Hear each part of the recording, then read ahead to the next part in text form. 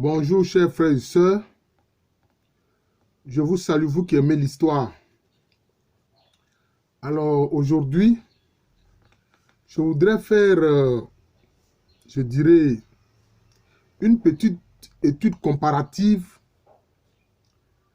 entre le canidé tel qu'il est perçu dans l'ancienne Égypte, l'Égypte pharaonique, et le canidé tel qu'il est perçu chez les Akans, chez les peuples Akans. Alors, comme je le dis souvent, le peuple Akan le plus connu, c'est le peuple Ashanti. Alors, en ancienne Égypte, le canidé, bon, eux, ils parlent de chacal. Chacal. Dans les textes consacrés à l'ancienne Égypte, on parle du chacal, qui est appelé Anubis, le terme courant, Anubis. Mais dont le nom est Inépu. Voilà. Si on veut le dire comme il faut, en égyptien ancien, c'est Inépu. Le chacal, le chien, ce sont des canidés, en fait. Ce sont des canidés. Ce sont des animaux de même espèce. Alors, donc, l'esprit d'Anubis ou bien d'Inépu, souvent il est représenté par un homme qui a une tête de chien. Un corps humain, mais qui a une tête de chien. C'est comme ça que Anubis ou bien Inépu est représenté dans les textes hiéroglyphiques de l'Égypte antique. Et on dit que il est le gardien des tombes. Bien sûr, il est le gardien des tombes humaines. Et il est le spécialiste de l'embaumement. Quand il faut embaumer les défunts, les corps humains. On dit de lui aussi que il est le guide des défunts. Il est le guide des défunts. Et puis, il préside le pavillon. Bon, on dit le pavillon divin, le pavillon des Nétérous, ou entre guillemets, des divinités. Mais en fait, il faut comprendre que c'est lié au symbolisme. C'est lié au symbolisme. Parce que pour les anciens Égyptiens, comme pour les peuples Akans, sont tous des peuples kémites. Toutes les créatures, toute la création est parcourue par une énergie consciente. Voilà. C'est parcouru par une énergie qui est consciente. Voilà. D'ailleurs, les Akans représentent cette énergie-là disons, dans le paquet qu'ils appellent le Dja ou Sana. Le paquet qui contient la poudre d'or. Eh bien, cette énergie-là, qui imprègne toute vie, est représentée comme ça. C'est-à-dire que c'est comme une sorte de... Je veux dire comme un filet d'eau, quoi. Mais pas un filet d'eau qui descend, mais qui coule. Voilà, comme une eau comme ça qui coule. Voilà. C'est comme ça que c'est représenté. Qu'est-ce que je voudrais dire? Voilà ce que les anciens Égyptiens disent.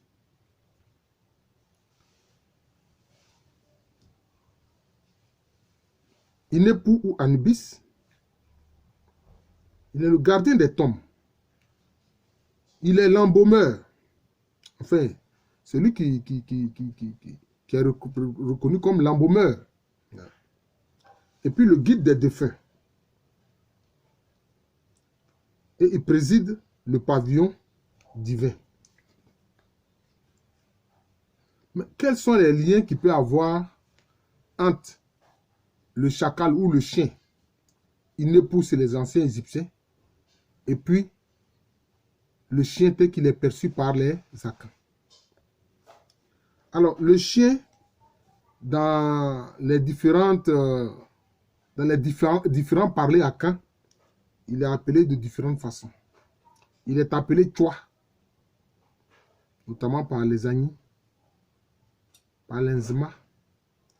Il est appelé Adua par ceux qui parlent la langue Twi, comme les Ashanti. Il l'appelle Adua. D'ailleurs, les Baoul l'appellent le chien Aloua. C'est la même chose. Ici, on peut dire que le D est allophone du L. Il est appelé aussi Bodom, notamment par les Fanti. Et puis un autre nom, c'est Kramagne. Kramagne. Vous allez voir que le nom Kramagne est important. Alors, que disent les traditions à Caen? Ils disent que le lieu de la création, qu'ils appellent Abolié, le lieu de la création, c'est-à-dire où l'être humain est apparu.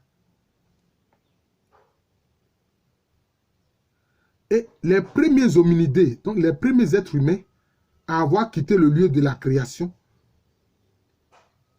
qui vont former un matriclant qu'on va appeler Adjana. C'est-à-dire le matriclant qui a pour symbole le chien. Oui. Les Nzma vont appeler ce matriclant Ndouafo. Et les Agnis appellent ce matriclant Aria. Vous voyez. Il a d'autres noms. Hein. Par exemple, les Atché de Côte d'Ivoire l'appellent Beu. Les Tchamaou et Brié, les autochtones de la région d'Abidjan, ils appellent ce matriclant Badoma. Ba, c'est le chien. Il est dit dans les traditions à Caen que c'est le premier clan qui a quitté le lieu de la création. Et leur symbole, c'est quoi? C'est le chien et le feu. Le chien et le feu. Donc, le chien ici, en relation avec le chacal chez les anciens Égyptiens, et son esprit appelé Inépu. Mais effectivement, quand on regarde bien les traditions à Caen, ça a un lien avec l'esprit du chien. Pourquoi? Parce qu'ils disent que ce chien qui a cheminé avec ce matriclant qui va porter le nom du chien puisqu'il sera appelé Adjana ou Ahia ou Ndouafo, on dit que ce chien, il crache du feu, il y a du feu qui sort de sa gueule. Ça, c'est la première chose, la première tradition. La seconde, c'est que ce chien était paré d'or. Ce chien était paré d'or pur. Vous voyez? Mais est-ce que dans la vie quotidienne, un chien crache du feu? Est-ce qu'un chien est paré d'or? Donc vous voyez que ça prend un aspect spirituel, tout comme chez les anciens Égyptiens, Inépu, représenté par un homme à tête de chacal, bon, ça renvoie à un esprit, donc à un élément d'un Néterou. Vous voyez? À un élément d'un Néterou. Vous voyez? Des esprits issus du seul Dieu Nétché. Et il est dit aussi que c'est ce matriclant-là, le premier à avoir quitté le lieu de la création. C'est eux qui ont domestiqué le feu. Donc c'est eux qui ont domestiqué le feu et c'est eux qui ont apprivoisé le chien. Et si, comme disent les anciens Égyptiens, Inépu ou Anubis, il est le guide des défunts. Il est le guide des défunts. C'est-à-dire que il aide et il soutient les défunts dans leur marche vers l'au-delà, je vais dire. Voilà. Dans leur marche vers l'au-delà. Mais cela correspond aussi aux données scientifiques de la paléontologie. Parce que les premiers hominidés, ils étaient quoi? Ils étaient des chasseurs-cueilleurs. Et c'est la chasse d'ailleurs qui les a amenés à apprivoiser le chien, qui anciennement était loup. Vous voyez? À apprivoiser le chien qui anciennement était loup. Et donc, ces premiers hominidés, puisqu'ils chassaient en permanence, partout où ils allaient, leurs chiens les accompagnent. Or, dans l'esprit des peuples kamites et des peuples noirs en général, tel que tu as vécu sur terre,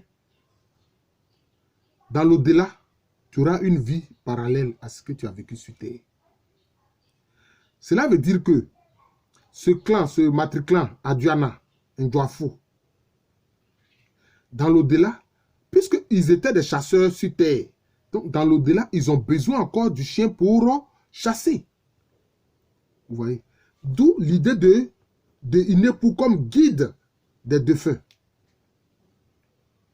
Et comme ils chassaient en permanence, mais c'est le chien qui peut flairer là où il y a un gibier potentiel. Ce n'est pas l'homme. Vous voyez? Donc, on voit bien le lien alors qui fait dire aux anciens Égyptiens que Inepu Anubis, hein, l'esprit à tête de chien ou à tête de chacal si vous voulez, est le guide des défunts. On dit il veille sur les tombes. Mais ici les tombes, ce n'est pas seulement, je peux dire, la pierre tombale, non, c'est pas ça. C'est là où repose le corps. C'est là où repose le corps de qui? En principe, de son maître. Voilà, de son maître. Vous voyez? Le corps de son maître. Cela aussi implique quoi? Cela implique la fidélité. C'est pour ça que souvent en français, on dit fidèle comme un chien. Parce que le chien symbolise la fidélité. La fidélité avec son maître, la fidélité vis-à-vis de son maître dans la vie terrestre et la fidélité toujours vis-à-vis de son maître dans l'au-delà. C'est pour ça qu'on dit qu'il est le gardien des tombes. Il est gardien de la tombe de son maître. Voilà. Chaque chien est gardien de la tombe de son maître, mais cela est représenté par Inepu ou Anubis, hein, représenté dans les fresques comme un homme qui a une tête de chacal ou de chien. C'est la même chose, je pense. Alors, le chien aide l'homme à chasser. Et je vous ai dit que dans certains idiomes, ou bien dans certains parlers aka, le chien est appelé aussi kramain. Or, kra, le suffixe kra, ça désigne l'âme. Ça désigne l'âme. Main, c'est le peuple, le pays. C'est comme si on dit l'âme du pays, l'âme du peuple. Vous voyez? Bien sûr que c'est une interprétation. Une interprétation est partielle et partiale. Mais je vois bien que kramain, kra, l'âme, main, pays, peuple. Parce que le terme main désigne à la fois le pays et le peuple. Et ça dit alors que dans l'esprit des Akans, le chien, hein, le chien est un peu celui qui veille sur l'âme du peuple, sur l'âme des gens. Vous voyez, à partir de ce moment-là, ça rejoint l'idée du gardien des tombes et du guide du défunt, comme le disent les Kamites, comme le disent les anciens Égyptiens. Vous voyez, c'est cela. Et puis, chez les Akans, ils mettent une grande relation entre le chien et le feu. Vous avez, comme ils ont été c'est le premier clan à avoir quitté le lieu de la création, donc, c'est-à-dire au plan paléontologique, ils ont quitté la région des Grands Lacs. Donc, c'est le clan qui a été le premier à quitter la région des Grands Lacs. Voilà. Pour se livrer à l'activité de la chasse et de la cueillette. Le chien, comme je l'ai dit, qui dans l'esprit des Akans, il crache le feu. Donc, c'est comme s'il a la maîtrise du feu. Et on dit d'ailleurs que le matriclan Aduana ou Aria ou Ndouafou est le premier à avoir domestiqué le feu. Or, le feu est tellement important dans la vie des hommes. Vous voyez. Or, pour embaumer, dans l'embaumement, il faut aussi de la fumigation. Il faut de la fumigation dans l'embaumement. Vous voyez? Il faut de la fumigation de l'embaumement. Parce que les Akans, quand ils procédaient à l'embaumement des corps, ils avaient une façon très simple de procéder. Hein. Ils faisaient une sorte de trou qui épousait le contour des fesses du défunt. On y posait le défunt et on lui mettait un alcool très fort.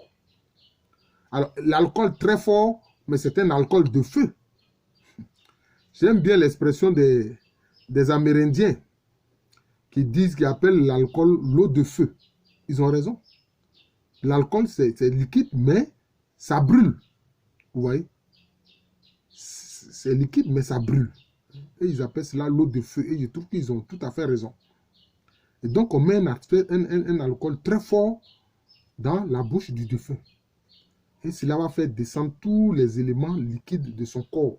Cela va assécher son corps. Et puis, en même temps, ensuite, on le pose sur une clé et puis on fait des fumigations. Donc, là aussi, le feu intervient. Le feu intervient. Donc, vous voyez qu'il y a vraiment un lien symbolique. Bien sûr que c'est symbolique. Un lien symbolique entre l'Anubis Inépu des anciens égyptiens et le chien tel que perçu dans les traditions Akan. D'ailleurs, ce matriclant Ahua Selezani, qui était appelé aussi Ahua Fouet, et aussi chez les Baoulés, Ahua Fouet, qui a pris le nom de Nana Fouet. Pourquoi Nana Fouet? Parce que Nana, ça veut dire ancêtre. Mais bien sûr, c'est un titre royal. Hein. Nana, c'est un titre royal. C'est un titre royal. Et ta grand-mère aussi, tu l'appelles Nana. Oui. Nana Fouet, ça veut dire quoi? Ceux qui sont des ancêtres. Voilà. Ceux qui sont des ancêtres. Nana mon fouet. C'est-à-dire ceux qui relèvent des ancêtres. Vous voyez. Donc, ça renvoie à l'idée des premiers hominidés qui ont quitté la Rift Valley. La vallée du Nil de l'Omo, la région des Grands Lacs. Vous voyez.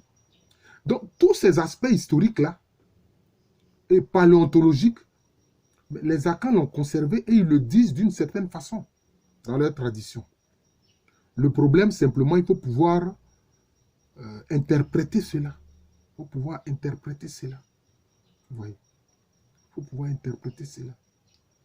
Et si on dit, par exemple, qu'Anubis, il préside le pavillon divin. Bon, vous savez ce que c'est un pavillon, c'est un lieu ouvert, qui peut être couvert, etc. Mais parce qu'il est dit quoi? Que ceux qui relèvent de ce matriclant qui a pour symbole le chien et le feu, c'est des gens qui sont très réfléchis. Ils sont très calmes, ils sont des gens pondérés. Ils sont des gens pondérés. Il est évident que pour présider le pavillon des divins, le pavillon des dieux, entre guillemets, il faut être quelqu'un de pondéré, qui peut être un modérateur. Qui peut être un modérateur. Vous voyez? Et on dit que les Ndouafo, les Ahua, c'est des gens qui sont très calmes. Et ils sont très réfléchis. Et c'est ce que dit par exemple la tradition chez les Attiers de Côte d'Ivoire. Chez les Attiers, ce matricule est appelé Beu. On dit que c'est des gens qui sont très calmes. Quelquefois, on dit qu'ils sont lents. Ça dit qu'en fait, ils prennent du temps, ils réfléchissent beaucoup. Ils n'agissent jamais avec précipitation. Vous voyez. Donc, c'est très important. C'est cela. Vous voyez. Donc, c'est ce qu'ils font. Et donc, on voit très bien que il y a un lien symbolique entre l'Inépu des anciens Égyptiens et l'Adua, le Tchoua, le Kramain, le Bodom chez les Akans. Vous voyez. Voilà. Je vous remercie. Je suis le professeur Alou Kwame Rémy, professeur titulaire d'histoire à l'université Félix Houphouët-Boigny. Université qui est à Abidjan. C'est en Côte d'Ivoire, un pays situé en Afrique de l'Ouest. D'ailleurs, l'idée que les Aché disent que c'est un clan qui est pondéré, etc. Les Nzema disent la même chose. Le texte consacré aux membres du matriclan Ndouafo, c'est ce qu'il a dit. On dit blèvement, ils sont des gens blèvement, blè, ça veut dire doucement, doucement, doucement. Donc c'est des gens qui font doucement, doucement, doucement. Ils ne se précipitent jamais. Voilà, je vous remercie. Je vous souhaite une très bonne journée.